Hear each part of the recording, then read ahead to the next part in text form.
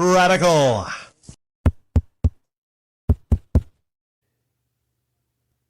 There's a first-time commenter on the channel, and I feel that this is a really interesting comment, and I could probably wait until I do a comment of the week. There's no guarantee that this one would be even one of the medalists or an honorable mention, but I would probably, even if it, wasn't a medalist, I would probably go ahead and take a moment to talk about this comment in particular because I really want to get my thoughts on it. Now, this first-time commenter is Chicago Infinity, and they have a channel where it's basically a tribute to the band Chicago. A great band. Peter Cetera headed Chicago, and I don't know a lot about the band. I know that You're the Inspiration has to be one of the greatest love songs of all time. Interesting fun fact, they wrote that song for Kenny Rogers, and Kenny Rogers actually passed, and I think one of the greatest love songs, definitely top 100 of all time, I would say. I really like that song. Chicago Infinity wrote, "I am glad I found your channel. Camelot uses people to make a living. I was a friend with someone from the Camelot, and over time that friendship got ruined because that person could never see the truth. I hope more people like yourself continue to spread the truth about these cult leaders. At some point, this may be extreme but plausible. It may be another Jonestown. If you know what that means, and you know about the Kool-Aid, then you would catch my drift. Some people are so far gone brainwashed that they would commit suicide for him. It's scary. I'm always weary of someone that says, I am a part of a family, especially if they are not talking about their mom, dad, brother, or sisters." Yeah, some heavy stuff here, heavy stuff. And I don't think it's the goal of Camelot to, create like a cult-like family in that extreme. I think he's just a guy that wants a lot of money. He wants a lot of donations. It's plain and simple. The man wants his NASCARs. He wants donations. He wants as much cash as he possibly can get on YouTube, just like a lot of people. So I'm not going to come out here and say that, there's any cult going on, because you could make that argument for Review Tech USA or Boogie 2988, So I don't see it in the same way, but you talk about it on the other side, okay? Where there's a Camelot, and they feel like they're part of his family. And then you talk about Jonestown, and you take it into the extremes. I don't think it's really plausible. But here again, I don't know the lengths that some people would go to. I've seen a lot of people defend Cody, and I get it, I understand it. There's a lot of people that, they like Cody, and they might come here and they might call me a hater. And it might be some people that even he knows, maybe his friends, or hell, who knows, maybe him in a sock account. I'm not sure, I've seen it happen before where I talk about a YouTuber, then later on it appears that it's a sock account of that actual YouTuber. But the thing is, to what length some people will go for their idols. Or let's use an example. Chicago, all right? Chicago, one of the best bands coming out of the 80s, 70s, a very big band. There's a lot of bands, specifically I see a lot of females fans of the boy bands, and NSYNC, Backstreet Boys back last century, and then the Beatles in the 60s, there is a potential.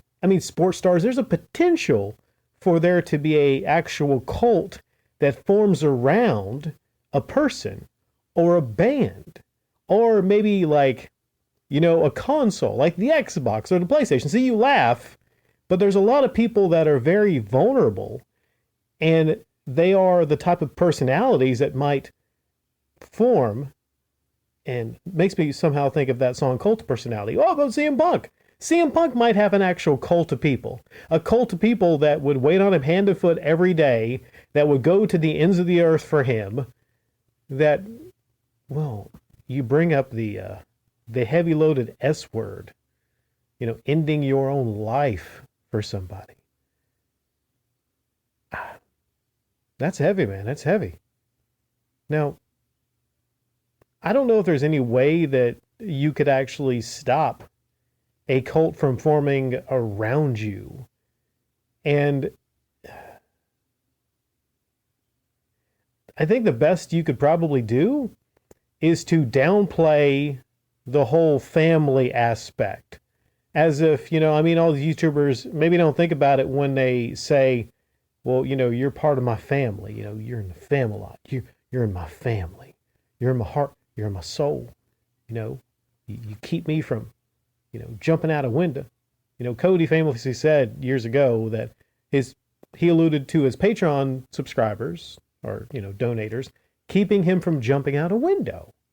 Now that's some manipulation. And when I think about it, he is one of the heaviest manipulators, the emotional manipulators on YouTube.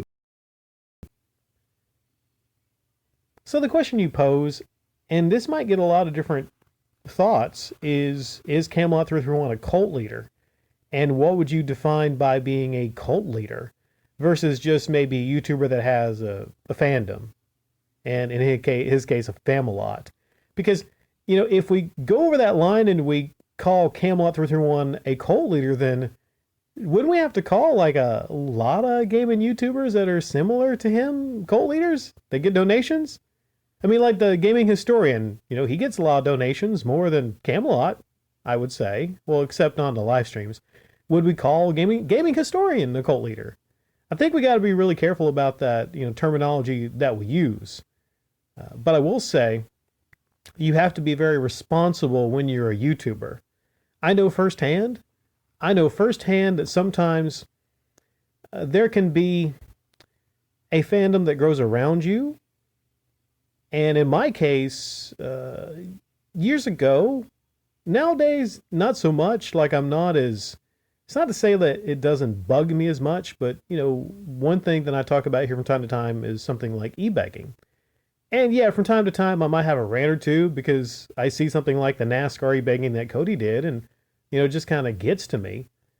But I let people know that, just because I rant about something or whatever's going on, it doesn't mean that I, would ever want anything to happen to anyone, Like, in the same way movie critics, they might criticize a director or a movie, like they don't want any harassing or they don't want anything to happen to the actors or the director. But sometimes there are crazies, Chicago Infinity. Like, I've had crazies, absolute nut jobs come to this channel before. And then I've had to ban people. I've had to correct people. I've had people come to this channel with actual, like, gun sights on YouTubers. And that's one big reason that I made the decision to make sure to do comment approval. So, Chicago Infinity, you're new to the channel and you were approved on comment approval. It's not just enough, I think. It's not just enough to... And that's just one thing, the comment section. It's not just enough to monitor the comment section, but sometimes you have to go a step beyond if you notice that you're getting particular traffic to your channel. So, with critical satire, yeah, you're going to have a lot of people that basically will come to your channel.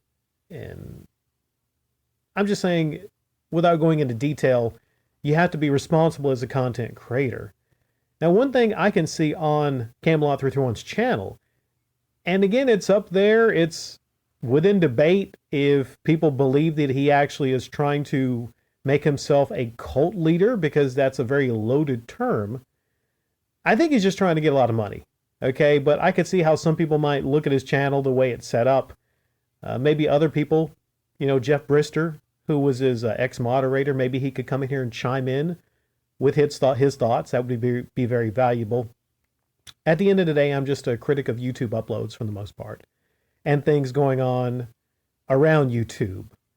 I will say, Camelot331, he is aware, he is well aware of the effect that he has on his audience, because you would have to be thick in the head if you actually think that you deserve thousands of dollars of donations for simplistic hobby uploads talking about and ranting about GameStop and, reading, just just reading things that people have wrote on Reddit about GameStop and Lowe's and those stories, you would have to be thick in the head to actually believe that you actually have earned thousands of dollars in donations for that. So he's well aware that he's creating a brand, he is creating a fandom, but the question that you pose is he willingly trying to create an actual cult of people? That's a discussion.